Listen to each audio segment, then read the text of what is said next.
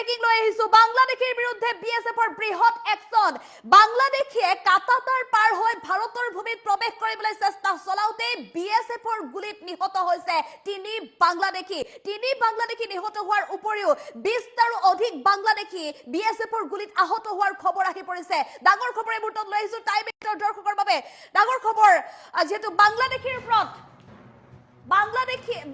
ওপৰত বিএসএফৰ গুলি চালনা বাংলাদেশৰ বিৰুদ্ধে বৃহৎ একশন তিনি বাংলাদেশীক লক্ষ্য কৰি বিএসএফৰ একশন তিনি বাংলাদেশী অনুপ্ৰৱেশকাৰীক গুলিয়াই হত্যা বিএসএফৰ ভাৰত বাংলাদেশ সীমান্তত গুলিয়াই হত্যা নবী হুছেইন নুৰ সালিম ইউসুফ আলী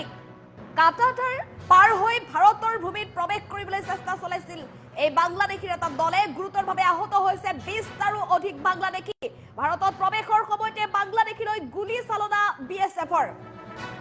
সিপাহীজলা জিলাৰ পাথাৰিয়া দ্বাৰা সীমান্তত সংঘটিত হৈছে এই ঘটনা ত্ৰিপুৰাত বিএসএফে গুলিয়াই হত্যা কৰিছে এই তিনি বাংলাদেশীক এটা ডাঙৰ খবৰ সমগ্ৰ দেশবাসীৰ বাবে বাংলাদেশী অনুপ্ৰৱেশকাৰীৰ সমস্যা এটা চিন্তাৰ বিষয় হৈ আহিছে ভাৰত চৰকাৰৰ তৰফৰ পৰা ইটোৰ পিছত সিটো পদক্ষেপ গ্ৰহণ কৰিছে বাংলাদেশী অনুপ্ৰৱেশকাৰীৰ বিৰুদ্ধে তাৰ পিছতো কিন্তু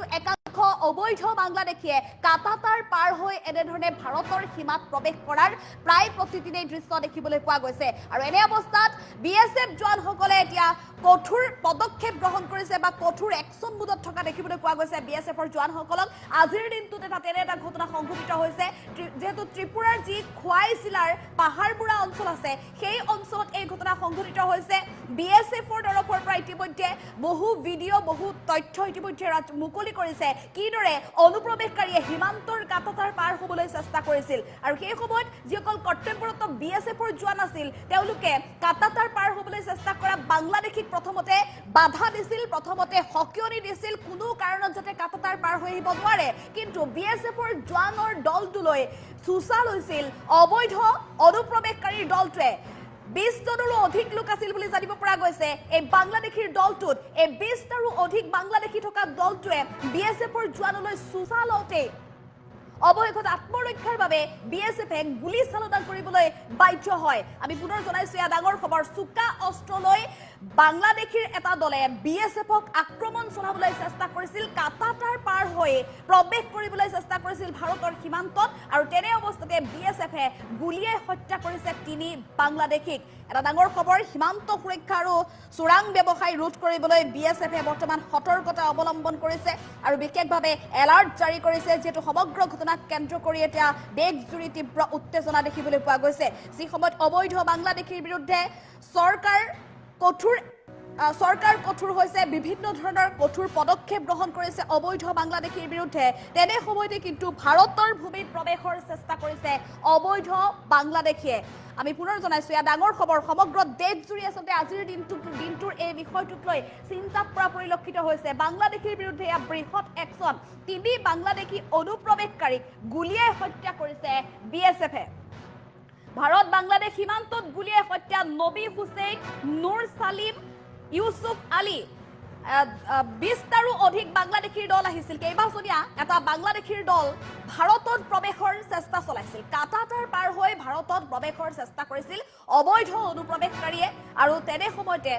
যি বিএসএফৰ জোৱানসকল কৰ্তব্যৰত অৱস্থাত আছিল কৰ্তব্যৰত অৱস্থাত থকা বিএসএফৰ জোৱানলৈ চুচা লৈছিল বাংলাদেশীৰ দলটোৱে বিএসএফৰ জোৱানলৈ চুকা অস্ত্ৰলৈ যেতিয়া চুচা লৈছিল আত্মৰক্ষাৰ বাবে বিএসএফে গুলি চালনা কৰিবলৈ বাধ্য হয় আৰু এফালে বিএসএফৰ গুলিত তিনি বাংলাদেশীৰ মৃত্যু হোৱাৰ খবৰ আহি পৰিছে নবী হুছেইন নুৰ সালিম ইউসুফ আলী আৰু ইয়াৰ উপৰিও 20টাৰো অধিক বাংলাদেশী আহত হোৱাৰ খবৰ আহি পৰিছে কিন্তু চিন্তনীয় বিষয় যে এই এটা বাংলাদেশীৰ বৃহৎ গেং বাংলাদেশী অনুপ্ৰৱেশকাৰীৰ এটা বৃহৎ গেং এই গেংটো কাৰ নেতৃত্বত কাটাতাৰ পাৰ হ'বলৈ সাহস কৰিছিল যেহেতু বিএসএফৰ জোৱান কৰ্তব্যৰত আছে সীমান্তত এতিয়া জোৱানে নিৰ্দেশ মাতৃক সুৰক্ষা প্ৰদান কৰিবৰ বাবে অনুপ্ৰৱেশকাৰীৰ পৰা দেশৰ জনসাধাৰণক সুৰক্ষা প্ৰদান কৰিবৰ বাবে প্ৰতিটো মুহূৰ্ততে একশন মুডত আছে তাৰ পিছতো বিএসএফৰ জোৱানসকলক বৃদ্ধাংগুষ্ট প্ৰদৰ্শন কৰি দেশৰ ভাৰত চৰকাৰৰ কঠোৰ নিৰ্দেশক বৃদ্ধাংগুষ্ট প্ৰদৰ্শন কৰি কোন এই দালাল জড়িত আছে যাৰ জৰিয়তে এটা বৃহৎ বাংলাদেশী অনুপ্ৰৱেশকাৰীৰ গেং ভাৰতত ভাৰতত প্ৰৱেশ কৰিবলৈ চেষ্টা কৰিছিল সমগ্ৰ বিষয়টোক লৈ এতিয়া ভাৰত চৰকাৰৰ তৰফৰ পৰাও উদ্বেগ প্ৰকাশ কৰিছে কাৰণ এটা চিন্তনীয় বিষয় হৈ পৰিছে এই মুহূৰ্তত বিএছএফৰ জোৱানে আজিৰ দিনটোত এই বৃহৎ একশ্যন লোৱাৰ বাবে আজি এটা বাংলাদেশী অনুপ্ৰৱেশকাৰী দল ভাৰতত প্ৰৱেশ কৰিব নোৱাৰিলে